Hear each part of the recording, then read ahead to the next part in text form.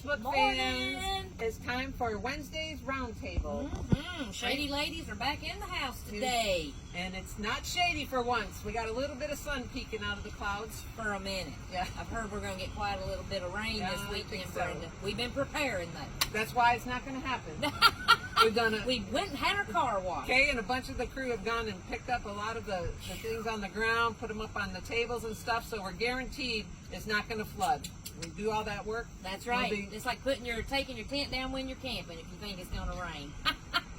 All right, what are we talking about today? Well, Brenda, we've had several good questions this week that we wanted to address with you guys. First thing is, I don't know if y'all heard this, but it's going to be 46 degrees on Saturday night. You know what that means, Brenda? You got to bring your houseplants in. All right. So I'm going to have to go rearrange my whole house and get ready for it. So we wanted to talk to you a little bit about how to prepare your houseplants to get them inside. And then another question we've had is about lichens. We've had a lot of people bringing samples in, so I wanted to give you guys a little biology lesson today about lichens. Because they're not liking the lichens. Wow. Now, you've been working on that one, Brenda. I know. That was a ready good to one. spring that one on you. Good one. All right, so I'm going to let you start it off. All right, well, I've got my little mask pouch today, and inside I wanted to show you guys some samples of lichens. So I wanted to tell you what a lichen is. A lichen is actually a mix of a fungus and an algae, okay? So they live in a symbiotic relationship. They're not parasitic, so they're not killing your trees. I actually have lichens growing on my car handle. That tells you how long it's been since I washed my car. So it is not parasitic and it is not going to injure your plants. The fungus cannot produce chlorophyll and photosynthesize, so it can't produce food for itself. But the algae can. Now, algae is not technically a plant, but it can photosynthesize, and so it produces the food for the lichen and the fungus in the lichen. So I want to show you there are 3 different types, and lichens grow all over, everywhere. They can grow on rocks, on soil, plants, like I said, car, my mailbox is covered. But there's 3 different types. I think my oven has them. I haven't used that in a while. Yeah, I would imagine you haven't used your oven in a while. You might want to brush those off a little bit. So we got Mary Jo behind the camera today. Thanks, Mary Jo, for pitching in. I'm going to get you to come in a little bit, and we're going to talk about, watch your step, there we go. There are 3 different types. There's Fruticos, Folios, and Crustos, okay? So this is a Fruticos type, and this is one that you see a lot attached to our trees, and that just means that it has long fruiting tentacles, and then it has like structure to it. Then there is the Folios, and Folios will actually have 2 sides to it. Okay, and it looks like lettuce. Hold on, let me turn my radio down. We've had somebody on our channel today, y'all. So this is the Folios. And then Crustos will be like this here. Can you see that, Mary Jo? Like a little crust. Yep, and this is the one that you'll see mostly growing on rocks, okay? This is a lot that you see mainly on like azaleas, dogwoods, yes, right? You will see it a lot on your shrubs. Yep. So just know that it is not going to harm your plant. If it had hundreds of years, it probably would, but this is not harming your plant. And the beauty of the lichen is that it is actually, it is an indicator of good air quality. So lichens cannot live where there's a lot of pollution, Brenda. Did you know that? No. And they actually absorb pollutants in the air. And the Forestry Service, and there are several agencies that will study lichens to be able to track pollutants in the air. And if you notice, like, you won't see them in cities a lot growing, but the fact that we have them growing here is a good indicator of our air quality. When it's more of a rainy season, do you get more lichens? I mean, does that spread them or anything? No. They do need the water, but they absorb water, and then they can hold it and use it for a long time. So if you want to get rid of it, don't brush it off, because it can't reproduce on its own. So the only way it can reproduce is if it gets knocked off and brushed around. So if you go try to knock it off, you're really just spreading it around. So my suggestion is live with it. if you want to prune out some of the most infested limbs, you can do that. But I think it's pretty. Does it only happen on older limbs or older plants? No, it can happen on young limbs as well. And Shadier again, areas? Shadier areas, yes. But then it grows, the Crustos can grow on rock faces. So if you go hiking up on the balds in the hot sun, so it is a very adaptable species, very interesting. I love to use it as decorations. And so in the fall, I use it on my table. At Christmas time, I use these as little bushes in my village. I've made wreaths out of the lichens. And I just love them. I love the color, and they're just so pretty. And then if they get rained on, you know, they'll moisten up and loosen up. Otherwise, they'll be dry and crunchy like that. There's a moss that grows up my road that's very similar to this that gets little red spores coming out of it. Yep. That gets crunchy when it dries out, but it's super moist. I've used that in containers. That's a lichen, actually. And that's a fruiting cup. And that comes from the fungus of the lichen. That's its fruiting cup. And so there are several like that. So go out and really start looking and telling the difference between mosses and lichens. They're very fascinating. What are a couple of the other facts that you found? Oh, yeah, good one. So hummingbirds, Mary Jo was telling me this, hummingbirds like to use the lichens to make their nest. They also use it in deodorant, which obviously I can't even remember. I may not wear it very much. You got some growing out there. That's right. In dyes, they use it in paint because it's an anti-mildew, what do I want to say? It lost me. Never mind. One take wonder. There we go. But anyway, it does have lots of uses, and people harvest it and use it. And Mary Jo said they used it for dyes. They can use it for dyes and fabrics, yes. And the color of it will come out. The algae is actually underneath the fungi, and so when you wet it, you'll be able to tell kind of what color the algae is, and that's where the dye color comes from. Very interesting. Isn't that fascinating? And it's also a lot of fun. Sometimes you can find different branches with it on. They have a little bit of character to them, and a little bit of lichen, so it's kind of interesting or even a couple pine cones and stuff on them. So it's interesting using them in your fall and winter containers just to Halloween. Right. Yep. Just make them a little more natural look containers and stuff. All right. So more than you ever wanted to know about lichens. And we'll send out that test. That's right. That was a lot of information right at the beginning, and I'm thinking, hopefully I don't get quizzed on this one. Listen, you know I love a good biology write down some lesson. notes. All right, now Brenda, what have you got in your little Well, pouch? I've been out picking today, and I have some Kusa berries. So the Kusa dogwood is throwing off these berries right now. They're called little strawberries. Yep. Right? And the nice thing about these, here's one for you. Yep. I want a riper one. What have you got? That's the one I want. I like them good. So I have a nice little pouch full here of Kusa berries. And the nice thing about these is you can use these for jams and jellies. Yep. And you can eat them. Yep, they're edible. Let's try it, Brenda. This is my first time. Oh, really?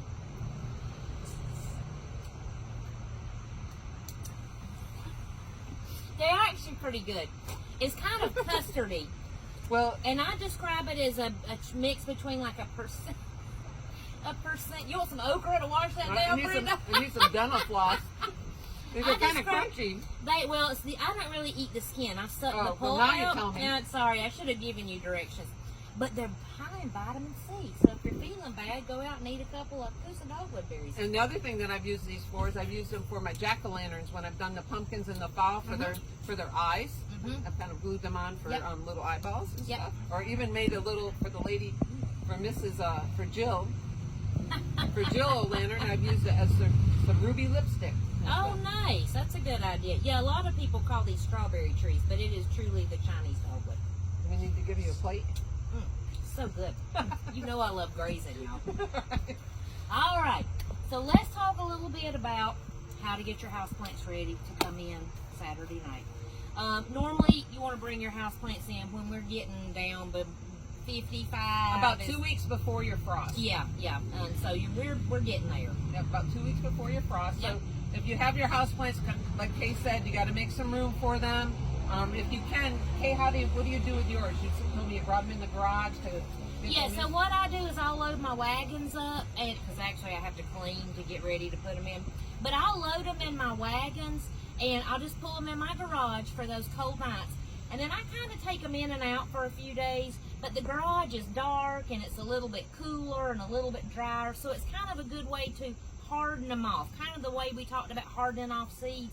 We're going to do that the opposite direction with your houseplants. Not a lot of people do it, but that's one of the reasons. If you don't do it, when you take your plant in from outside and is used to this temperature and the humidity, and then you take it into a different environment, it gets a little bit stressed. It might drop some leaves. The leaves might turn yellows. So that's the plant stressing. It's not like it's too much water, not enough water. It's just trying to get used to the new environment that it's going in. That's a good point, because your air conditioning or your heater will really sap the moisture out of your house air, and so it is extremely dry in your house. Right, and you have to, one of the things when you're looking for places to put your house plants, make sure it's not near a cold draft, it's not near a heat vent.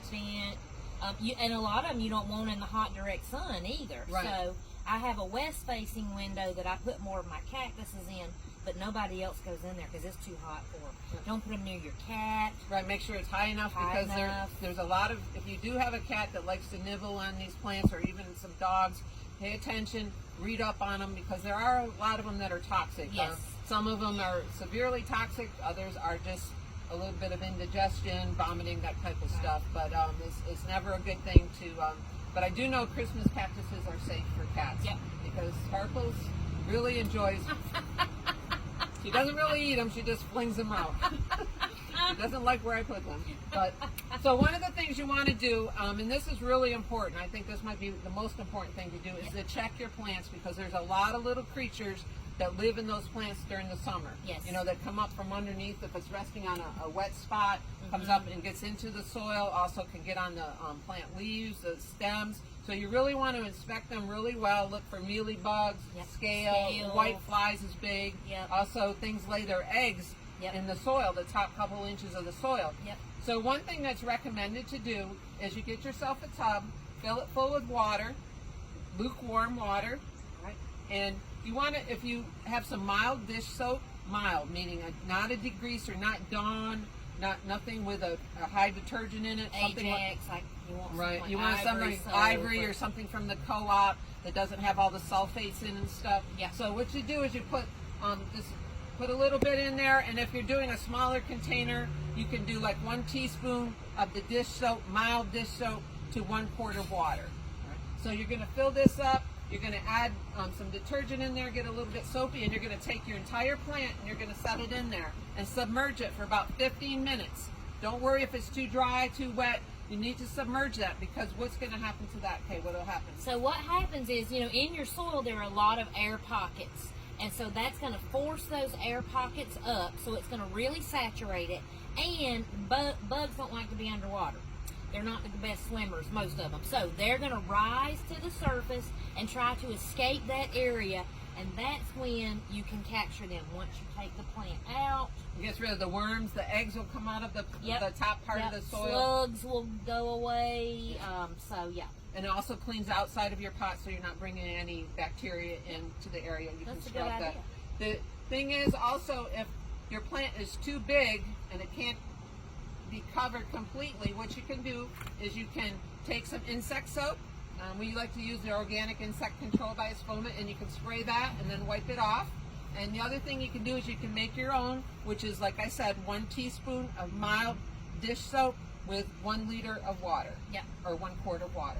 And that'll work. Even if you can't submerge the whole thing, if you can just submerge the soil, then you will get rid of a lot of those eggs and bugs that are in there and slugs that may be hiding on the bottom. And then just give a visual check of your plants. Things to look for: white bumps, sticky substances on you know, anything that doesn't look right. The little flies, when you go like this, little white flies. A lot of times you'll get those little fungus gnats down in the soil, and they're just pesky. So right, and so once you do that, then you can wipe off this. You know, if you have any algae or anything on it, I would recommend getting rid of that. Don't you think? Yes, get most rid of that. And then also you could take out a couple inches of the top layer of the soil, and that should remove any of the eggs that didn't come out. And then just freshen it up. If any of your plants need to be repotted, now's the time to do it before you take it inside. Good advice. They're in the mess. And a lot of houseplants do like to be pot bound. Like this Sansevieria, the snake plant, really enjoys being pot bound, and as you can see, there's a couple little ones coming up into this. So this is a great plant. It doesn't mind being pot bound, and most of them don't, right? Right, and honestly, most of them won't bloom until they're pot bound. Have you ever seen this bloom? Once last year I had one. Yeah, so let them go, and I usually let my plants crack my pots, and that's when I know it's time to replant. So a lot of people really up pot too much. They want to be pot bound. Right. And so then the other thing you can do is you can also take a wet rag. You can wipe off the leaves of the plant, get the dust, get any little particles that are on there. Get them ready to shine in the house. So you're going to submerge them, leave them there for about 15 minutes. Lukewarm water is good. That forces everything out. It helps get the bugs and the little creatures out of there. For 15 minutes, submerge it, take it out, let it set for a while, let the water drain out of it. Let it drain out, and then take it in slowly, whether you take it into, like, put it on your porch where it's a little bit shadier, a little cooler, or take it inside and bring it out once in a while. But just be prepared. If you just take it from one environment to the other, you might get some leaf drop. Oh, especially something like a ficus. I mean, they drop a leaf if you look at it wrong. They're can be very particular. This plant is pretty easy. This is a great plant. And then the other thing to say, Brenda, is then let it dry out. Right. Okay? Most people overwater their plants. Especially in the winter. Yes, that is the number one killer of houseplants is overwatering. So err on the side of dry more than wet. Right, and also they don't like a lot of fertilizer in the wintertime. No, I give them just a little bit every once in a while. My orchids, I will fertilize in the winter with like a half rate, but I very rarely fertilize, heavily any of my houseplants. Right, and especially in the wintertime where they're just kind of hanging out for a little bit. So they or you can do like a slow release so that every time you water, they just get a little bit. Yep. And so that's with the house plants. And if you notice anything, you need to get on it right away with some insect spray. Because especially a lot of times if you already have house plants there in your house that have been there all summer, then you're taking plants from outside in. Yep. They will spread. If you, yes, they mealy will. Bugs, the white flies will go. Bugs are adventitious, so if they see opportunity, they're going to crawl over there. All right. All right. Well, that was a good one today, Brenda. If you guys have any questions, please don't forget, call us, email them into us, come into the shop and ask us. We love to do some research and find out all kind of information for you. And tomorrow we are going to do, what's tomorrow? So excited, vegging out with Kay. Vegging out with Kay. Whoop, whoop. Our onions and garlic came in, so we're going to be planting. Not sure if we're going to go on the road or not, Brenda. We may have to take a field trip. But we'll see about that. And if you do come into the garden center, it'll smell like there's some spaghetti sauce cooking. It smells like onions, y'all. And garlic. And garlic. But now's the time. Come get it, and I'm going to show you how to do it tomorrow. It's perfect. We're going to get a little rain to water it in, so I am super excited. This will be a crop you're going to sit on for a while. You're not going to harvest this in a month or two. So this is one you're going to have to invest a little time in. Right. I mean, because when do you usually harvest it? In August? Next year I'll harvest the garlic in, July. Depends on how hot it is. And onions I might be able to get by Christmas. Really? Yeah. I mean, they may not be huge, but, nothing says Christmas like onions. Oh, it's been a long day. No lumps of coal. Just no bags lumps of coal. Bags of onions for you kids. All right, folks. We got to go cut. We're out of here.